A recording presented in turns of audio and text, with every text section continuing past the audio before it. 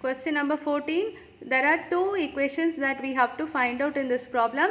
The first one is given directly. Find the equation of line which is passing through the point 0, 2. So this is our x0, y0 making an angle 2 pi by 3 with x axis. That means this is our theta. Using this we can find m.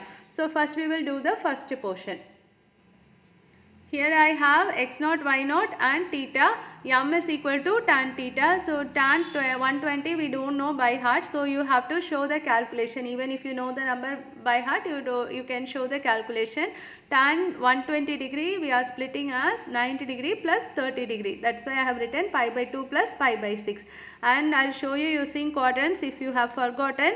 This is our x-axis, y-axis. Tan 90 plus theta will come in the second quadrant. As you know, in the second quadrant only sign is positive, tan is negative. So we are putting a minus sign here because you have tan and this is in the second quadrant, we are putting a minus sign. And pi by 2, that means it is 1 into pi by 2. For 1 into pi by 2, 3 into pi by 2, 5 into pi by 2 and all. For all the odd multiples of pi by 2, tan should be changed to cot. So we are writing minus cot pi by 6. Now just substitute the value of cot pi by 6, you should get m. M is equal to minus root 3. Using this m we substitute in the formula x0, y0 and m we get the value of, we get the equation of the first straight line. Now I have drawn the diagram over here. This is the equation, this is the first straight line. Its equation is root 3x plus y minus 2 equal to 0.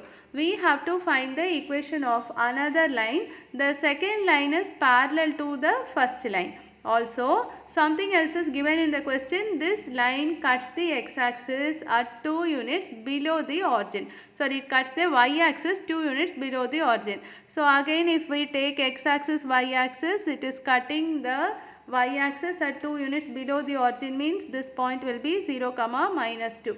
So 0, minus 2 is our x0, y0.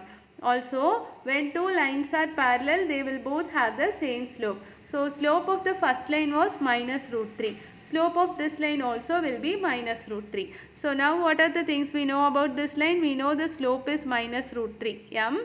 And we know a point lying on the line also. We know 0, minus 2 lies on the line. So we have x0, y0 and m. Now we can substitute in the formula. You will get the equation of the straight line. Recall what you have learnt in 10th standard. The equation of two parallel lines will be alike except for the constant terms.